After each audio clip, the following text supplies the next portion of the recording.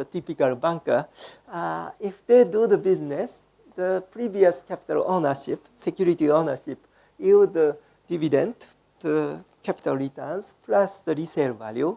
And the deposit, you have to pay the real interest rate. And for the foreign exchange, foreign borrowing, not only you pay the promised return, but also it's subject to the real exchange rate risk.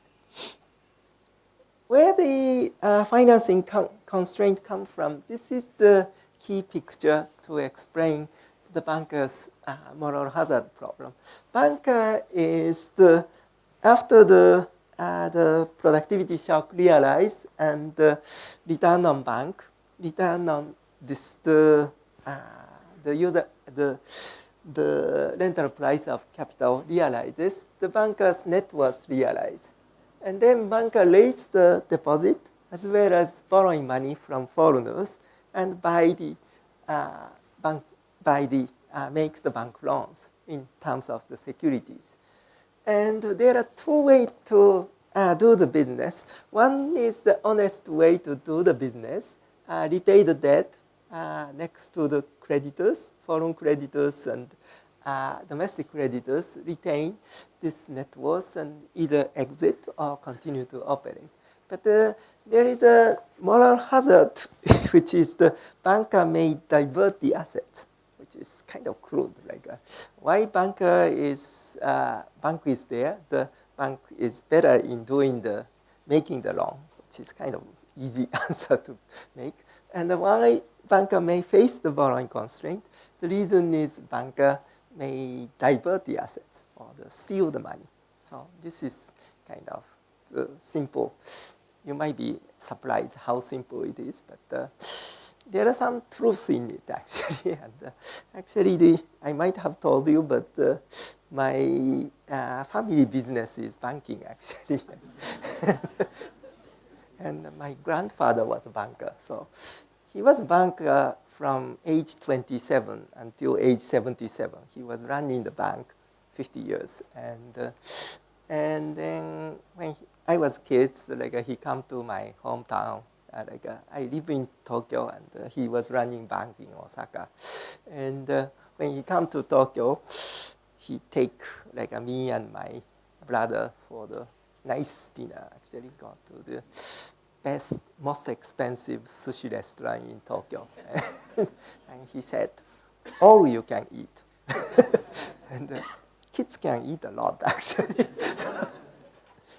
And then one day my father complained, how much three of you eat it, do you know? And it cost a fortune, almost 1 month's salary of the average employee. And I was a bit shocked, but at the same time, I thought, why my father find out how much we eat? Because he was not there. And most likely my grandfather charged the dinner bill to the bank. That's why. So that's why he find out. So time to time, banker divert the assets for the consumption purpose. This is actually how much you can divert.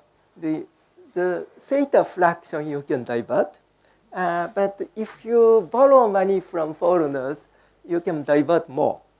And if you lend money to foreigners, also you can divert more. So this is the quadratic function of how much fraction of assets, loan, financed by the foreigners. This is giving you the little bit of home bias, basically. The home financing is less subject to the moral hazard than borrowing from foreigners. And then incentive constraint is the honest business has a better value than diverting the business. Here you divert the assets, next period people find out, and you lose the franchise. And so this is the incentive constraint. And that's the reason we get the financing constraint. But for the detail, please look at the paper. But the little mathematics is the people are choosing the leverage multiple, assets divided by the net worth. and also how much fraction you borrow financed by the foreign borrowing. And everything is constant return to scale. Effectively, you maximize franchise value divided by net worth. This is sometimes called the Tobin's Q, because Tobin's Q is the stock market valuation of business divided by the replacement cost of the balance sheet. And you have the mu is actually what is the excess return of bankers' assets, business loan, over the opportunity cost of funding. This is the real interest rate, but risky holding, you have to pay the tax. So the gap is excess return. This mu star is the actually advantage of borrowing from foreigners. Typically, foreign interest rate is lower, but it's subject to the exchange rate risk. And even taking account the taxation, you may have a still domestic cost of funding is higher than the foreign interest rate. And so after that, what you get is actually sort of endogenous leverage multiple. This is the assets divided by the net worth. It's a function of how much you can steal. So if you can steal more, the leverage is lower. And also how much you can borrow. You want to borrow from foreigners depend upon advantage of the foreign funding relative to the domestic funding. And please look at for the detail if you are interested in the modeling. And at the end of the day, what is the goods market? Goods market is output. Final goods output is either consumed or invested, including adjustment cost, or exported, or wasted for the inflation. This is when you change the price, it costs more. And if you use the Calvo style occasional changing price, this distortion is coming from price dispersion. Higher the inflation rate, the relative price of differentiated goods can spread out. So this is like a cost of inflation. This is the deadweight cost of coming from disintermediation, financing by household instead of banker. And what is the GDP? GDP is output minus the import. But the amount you can consume or invested is subtracting inflation cost as well as this disintermediation cost, the deadweight cost for the household to lend money instead of the bankers. So this is a kind of target for the inflation stabilization. This is coming from the macroprudential policy. You try to limit not to have disintermediations. And this is the net foreign debt through the import versus export in terms of foreign goods. And this is the bank's balance sheet conditions. Net worth of the banker is the previous return and the repayment and the foreign debt. And some of them are exiting, and so sigma remains. And Ghate is the newcomers, have a little startup fund. And this is how much banker can make loans in terms of security, depend upon how much net worth banker has, as well as the leverage multiple the banker chooses, subject to the incentive constraint. And how do they finance? Partly on net worth, partly home funding, deposit, and partly foreign funding. And and the capital market is the total capital is either financed by the banker or household directly. And in terms of the monetary policy rule, we are going to use the standard Taylor style. If inflation rate is higher than normal rate, pi is 1 plus inflation, so that's the pure inflation. Then you raise the interest rate more than 1 for 1. Omega pi is bigger than 1. But at the same time, there is a little bit of persistence of interest rate. And this is the the macroprudential policy we are going to think. It's like a banker is bigger than normal. Like a bank financing is bigger than normal level. You are going to tax the foreign borrowing. Try to discourage banker to borrow more from foreign currency. And calibration, I'm going to skip. Like when I went to Minnesota, actually I asked Prescott, should I do calibration? And he said, no. And his answer is, you do what you are good at it. So I was not good at doing the computer, and I'm better in, even this one, I didn't do it. My co-author did it as well as research assistant did it. So basically the sum number is kind of standard, but this number is slightly non-standard, like how much you can steal. There is no direct evidence. We did target the two things. One is the leverage multiple. Like we target like a 6. Like a banker's asset size is 6 times as big as net worth.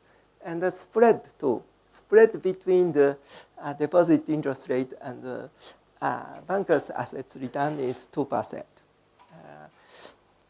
All these things, you can look at the paper, but this is the result.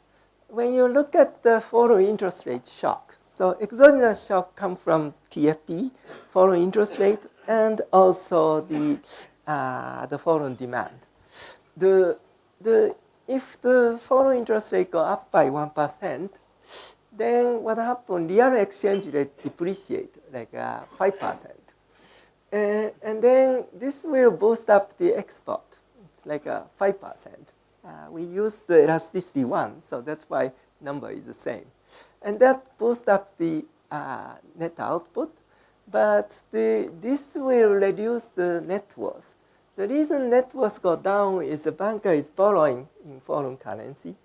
And also, when the banker's net worth go down, their ability to lend go down too. Moreover, the exchange rate depreciate, inflation go up because of some of the cost is imported material. Inflation rate go up by 3%. And then the nominal interest rate has to catch up. And eventually has to be bigger than the inflation rate. So that's why this will push up the cost of funding for the bankers. So 3 things is hitting banker. One is the real exchange rate depreciate, the foreign debt become more expensive, suddenly become more expensive, and the real interest rate go up because of the Taylor type policy. And third, the capital price go down because of their ability to lend go down. And so all these things, the net worth drops significantly, like 15%. And that's why investment drops. The capital price and the investment is the same number. We choose again elasticity 1. So investment dropped by more than 2%, and consumption drops. And despite of export initially boost, economy starts declining. And you can see the net output initially is positive, but quickly become negative territory. So economy enter into the recession due to the bank, mainly through the bank balance sheet channel. So what do you want to do in terms of policy? And one of the policy people often propose is the taxing the foreign borrowing. So this is people consider as original thing. Like you borrow in foreign currency, that's the problem. And if you discourage that, it should be okay. And it does depend upon permanent tax on foreign borrowing. It's actually good and bad. Good is the reducing the volatilities, but bad is your cost of funding domestic is higher than the foreign interest rate. Therefore, you lose the gain from trade too. So depend upon the volatilities. If the foreign interest rate shock is significant, actually the reducing volatility has a gain. So welfare is going up. This is the small permanent tax on the foreign currency borrowing. It can go up, but it's pretty modest. Actually, there is not much gain, and the gain depends upon also where the shock come from. If the shock is mostly from external financial shock, like a foreign interest rate shock, then discouraging foreign borrowing is better. But if most of the shock is coming from non-financial shock, like a productivity shock or the foreign demand shock, then actually the taxing risky assets holding, like a capital requirement, is the better policy. And but the better, actually, the more suitable policy is actually this kind of the macroprudential policy. You try to discourage the foreign currency borrowing. Recession, you relax that constraint. If you do that, actually you can reduce the volatility substantially. This solid line is with macroprudential policy.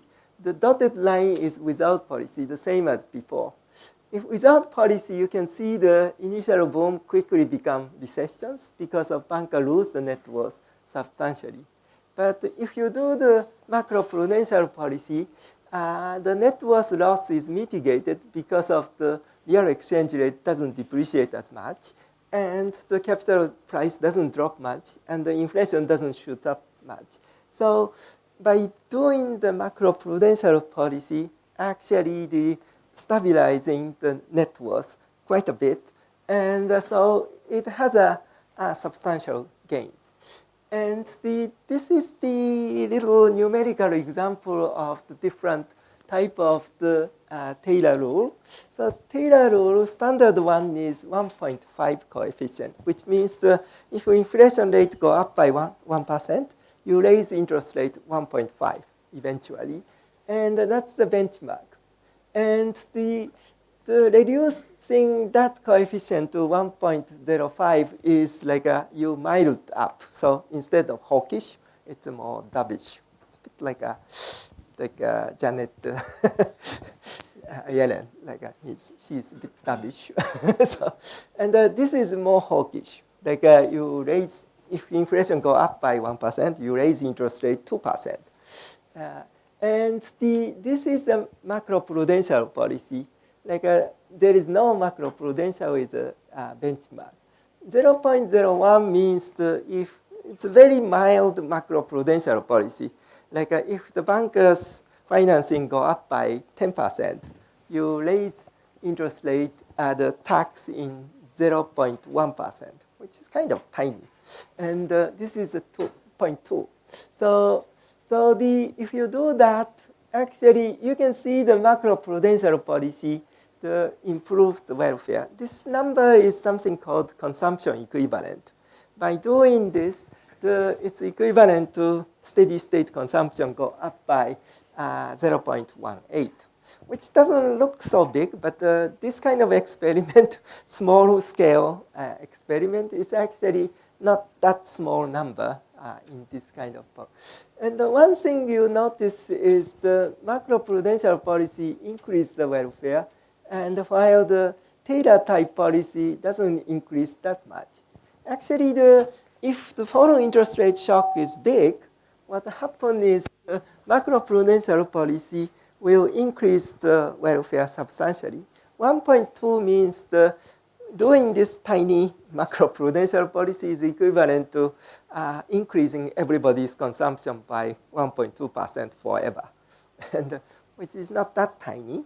And one thing which you notice is that without macroprudential policy, if you do the stronger Taylor, the hawkish style, actually welfare goes down. This is the reason is when you have a interest rate shock, and the propagation is through the net worth, and doing the strong Taylor, actually the nominal interest rate go up a lot, and the net worth go down a lot, and that is going to damage the banker too much. And so best policy is actually you do the macroprudential and actually do the Taylor. So the reason the macroprudential helps is the raising interest rate to fight inflation is damaging the bankers' net worth, but the relaxing the taxation actually helps the bankers' net worth from prevent net worth from dropping. So by doing the macroprudential, the monetary policy can get the free hand to pursue the inflation targeting. Without the macroprudential, if you try to do the just Taylor, it will damage the banker too much. And that's the counterproductive policies. So that's the kind of loose kind of policy discussions. How much we have? And I can say the final remark. And it's basically if the foreign interest rate shock is substantial, little bit of discouraging in borrowing foreign currency is a good idea, but the gain is at most modest. So permanent policy is actually not so productive because it will reduce the gains from trade. While the cyclical policy is actually the better one to do. Basically, you try to, during the boom, you try to discourage the bankers, including the non-financial business, who can borrow money from foreign currency to tax a little bit, discourage them. And the reason that's helpful is it allows the monetary authority to pursue the macroeconomic stability, basically the inflation targeting. And if you don't do the macroprudential, just do the strict inflation targeting, welfare can go down. And something we didn't talk about is the foreign currency interventions. And the foreign currency intervention and official reserve policy could be dangerous. The reason is that you are going to do the chasing the moving target. If you try to stabilize exchange rate, people are going to borrow more in the foreign currency because of it become less risky. And as a result, you have to intervene more. So because of the economy become more vulnerable to the shocks. The Chinese government is doing a little bit like that. Like official reserve is enormous, but the private sector is borrowing in foreign currency, especially using the overseas branch. And so if you do that, you are going to do the moving target, chasing the moving target. It will become unstable, actually. So don't do the fixed exchange rate in this sense, because of it encourage the people to speculate, do the more carry trade. And another things we didn't talk about it, and potentially important is nowadays the financial flow is not just the net. Actually, the Indian company can have a foreign asset as well as the foreign debt. So the financial position is now gross instead of net. And also foreign direct investment become important element. We didn't talk about this gross or foreign debt direct investment element, but that's the topic for further research. I'll stop here. Thank you very much.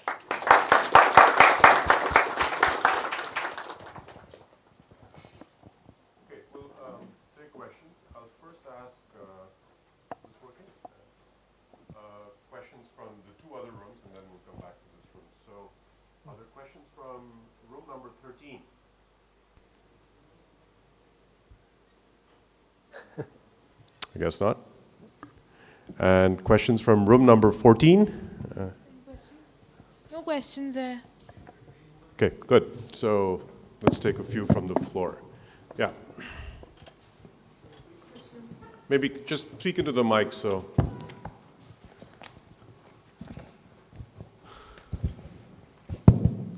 Hi, thanks. If you had assumed that the household is risk neutral. No, risk averse. So if it were risk neutral, would there be any scope for macroprudential policy, assuming that the foreign exchange volatility is not important anymore? Yeah, but I think the household is risk averse. And if we risk neutral, they can provide the hedging. So therefore, the bankers can hedge the net worth fluctuations by having the insurance. But my guess is the typical emerging economies, the household is more risk averse, if anything, more risk averse than banker.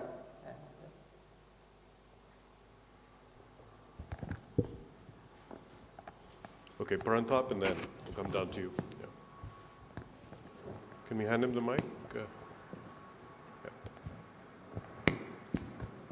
Professor Kiyotaki, you assume that these bankers can divert funds, right? Yeah. Now, there is also a choice whether they can divert it from the home households or from the foreign households.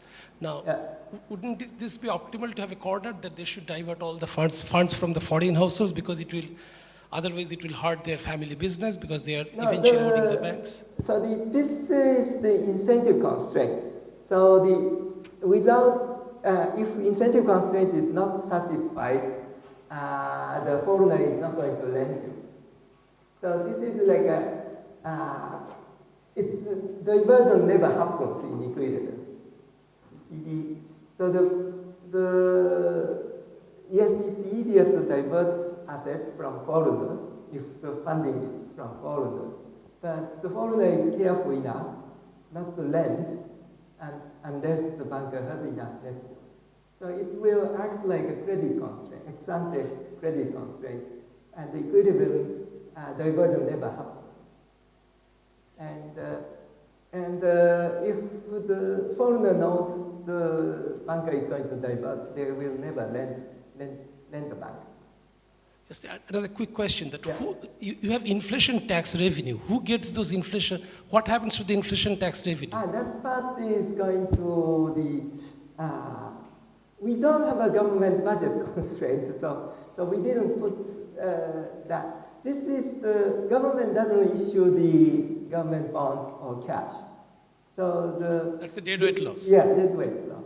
So it's if we have a cash, then cash holder is going to pay the cost of inflation, and that will enter into the budget constraint of the government. And maybe in Indian case, that's not that small.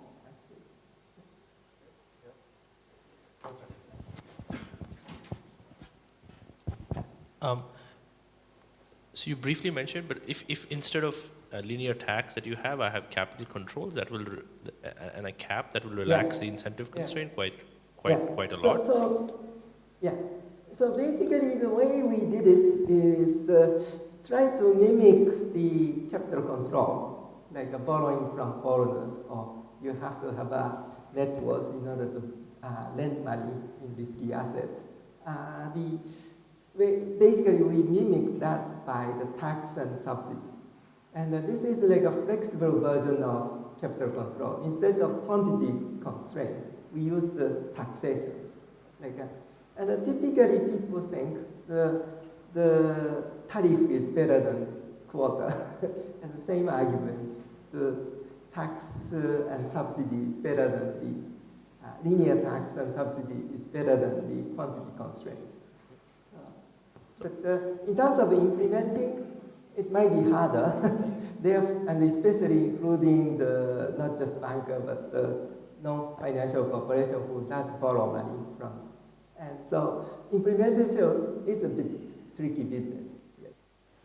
Also, so in this model, you don't really have the foreign side. There's just a shock that is coming. Yeah. If at a more sort of conceptual level, if you were to have actually two countries that are simultaneously deciding fiscal and monetary policy, there is now a lot of debate. Whether to coordinate. So for example, if you talk to India's head of central bank, he will tell you that that there should be greater coordination because so here we're not really measuring the externality that your policy imposes on my country. So what's the best way to model that? My guess is the two-country version of this model can be developed. And but my gut instinct, which without laying out the detail of the model, is often policy, international policy coordination in the monetary policy or fiscal policy is hard because of the monetary authority has a primary responsibility to their citizens.